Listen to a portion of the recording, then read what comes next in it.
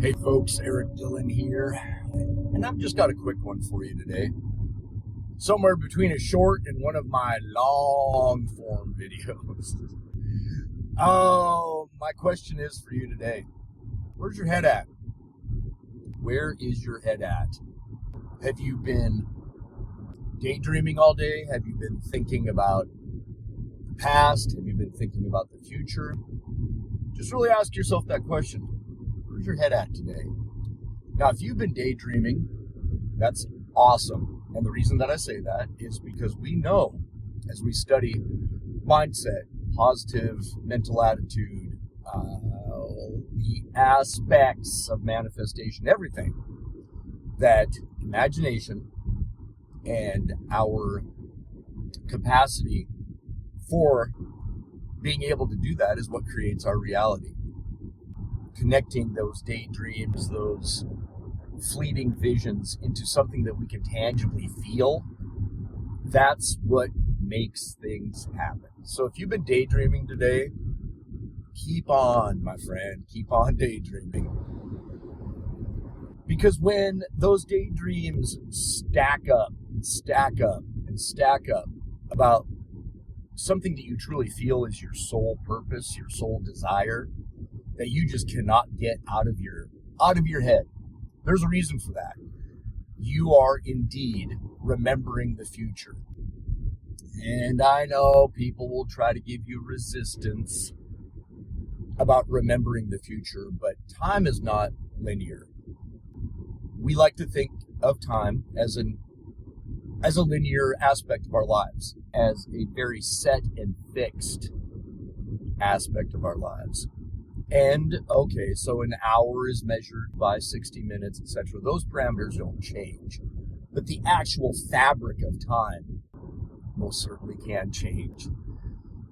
And I've gotten a little bit of pushback. I don't talk to a hell of a lot of people about these kinds of subjects if they're not receptive to it to begin with. Because, look, I'm not here to prove anything to anybody. I'm a grown-ass man who hit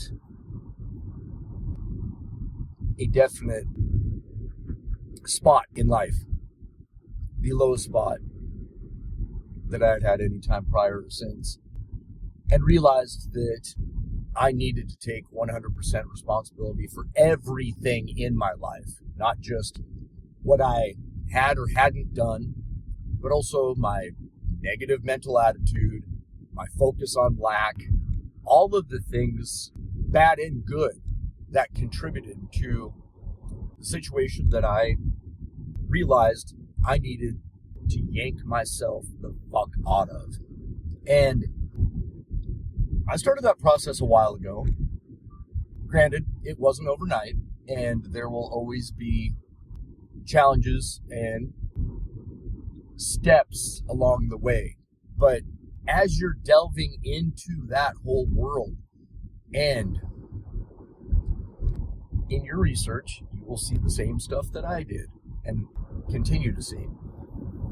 That our thoughts form our reality, and daydreams are part of those thoughts. Imagination, part of those thoughts. And believe me, like I said, I know people are going to give you pushback on this, but narrow your circle. One of the last shorts that I posted on here was exactly that. Look at your inner circle of people, the reflection of yourself in your tight-knit little circle of friends, family, etc.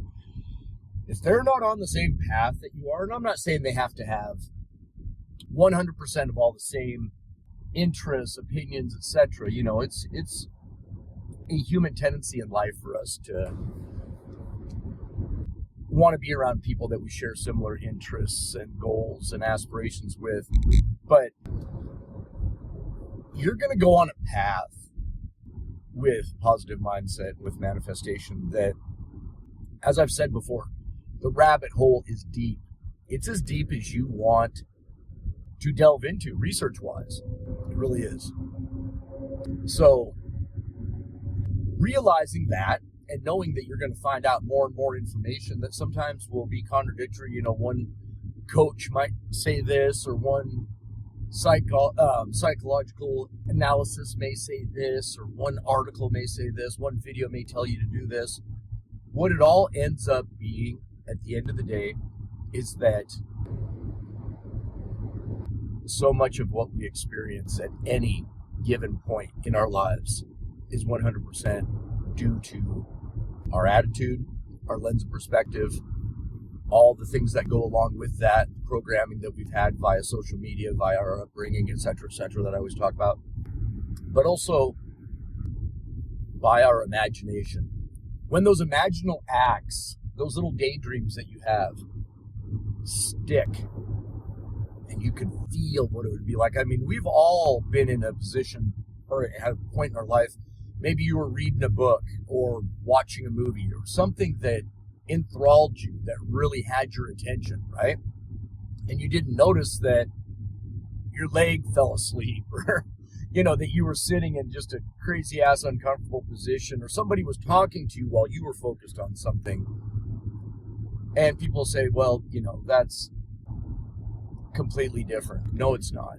No, it's not. No, it's not. It's the fact that when you have that depth of conviction and that kind of connection to those daydreams, those imaginal acts, and you start utilizing them to shape your lens of perspective and to shape your opinions about, oh, this always happens to me, something bad always happens, it's just my luck, like I talk about a lot on this channel. Oh, God. Use those daydreams and those imaginal acts, just like the whole principle of SATs, state akin to sleep. Go into that imaginal act before you fall asleep. Feel the reality of it. Feel what it would be like to have that dream job, that dream house, that car, and not just material things, but that relationship, that particular, friendship, whatever it is that you're focused on, health, wealth, all of it. Allow that daydream, that imaginal act to be so real that you are there and you feel yourself there and you deserve to be there. All of us, every single one of us, as our birthright. We're not made to be miserable. We're not made to just have bad luck and nothing else but what the fuck? I just screwed that up. Bad luck. If I didn't have bad luck, I'd have no luck at all. That's not the human condition. Going through the challenges in life, the triumphs, the lows, the highs, yes, that's the human condition. But going back, circling back, where's your head at? Where is your head at? Think about that. Where's my head at today? Am I expecting bad things to happen and then, boy, they just happen like that? Am I expecting no matter what happens today, it happens through me and it will lead me where I am going and where I am dead set on being? And feel that. Feel it. Feel it in your bones. Feel it in your bones. Feel it in your boobies. Feel it everywhere. And when you do, things change. Things change. Because one of the other aspects of that imaginal act and that daydream and that focusing on what it is you truly know in your heart of hearts is for you. You will, by nature, shift your mindset and shift the way you view things, the way you view people, the kind of people you're willing to associate with, the things that you talk about, the neuro-linguistic programming, the words that come out of your mouth about yourself, about others, about your day, about your future, about your past. Past is gone. Forget it. Absolutely forget it. Like Neville Goddard said, the old man is dead. Get rid of your past. You are not defined by whatever the hell it was you were yesterday, last week, last year, in school, as a kid, whatever. Fuck all that. What you actually are and can achieve has nothing to do with your past. And intrinsically, we all know that. Everybody has read or everybody has heard of stories that This person came from absolutely nothing and is a giant multi-millionaire success story, blah, blah, blah. Do you think they defined themselves on their past? Absolutely fucking not. They were willing to believe in that end result, in that end goal, living in the dream fulfilled, as it's called,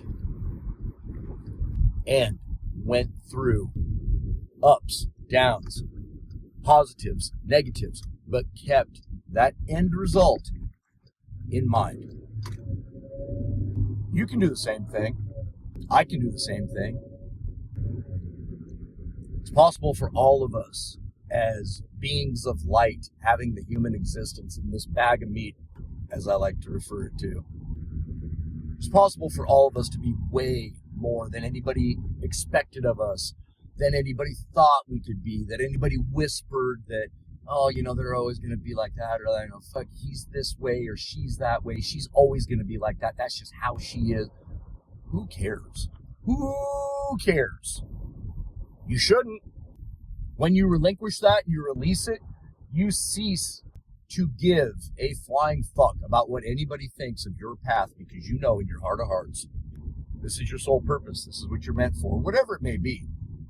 Whatever it may be.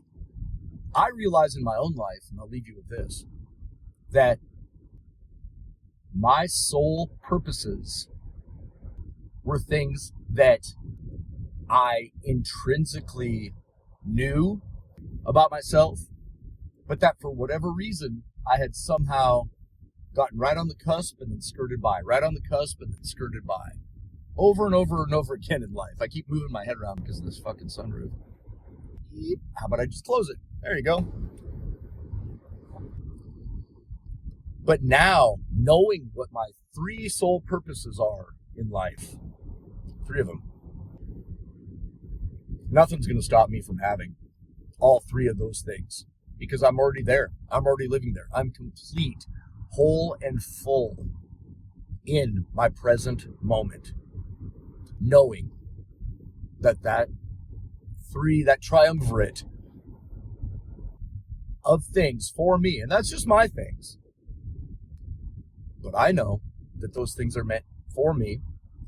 Those aspects of my life will fulfill my sole purpose and the reason that I exist on this planet.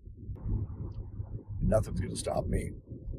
Now, if I can take years and years of programming and gradually peel the layers back, destroy that operating system that was not serving me, realize that my lens of perspective was shit, negative, focusing on lack, take full responsibility for the things that happened through me, bad, good, and indifferent, that everybody is me pushed out. All of the things that I've learned on this journey, I say this all the time, but if I can do it, anyone listening to this, anybody watching this, definitely can do it. Start your process. Don't wait. Don't think, well, maybe I need to do this technique, or maybe I need to, talk to this coach first, or this, we all look for guidance. There's nothing wrong with that. There's nothing wrong with coaching. There's nothing wrong with, if you feel compelled to do so, speaking to, a therapist, counselor, any of those things as well.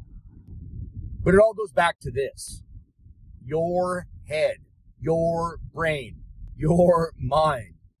And when you realize that, you embrace it and you start the process, it's a snowball.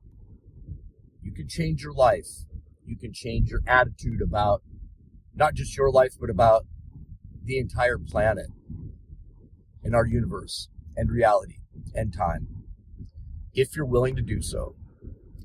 On that note, it's a little bit shorter than most of my long-form videos, but I did want to get that out there. Where is your head at? So on that, folks, I'm going to leave you. I love you all.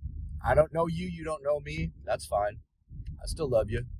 We are all one. We are all connected. We're all part of this experience. I'll talk to you later. Bye.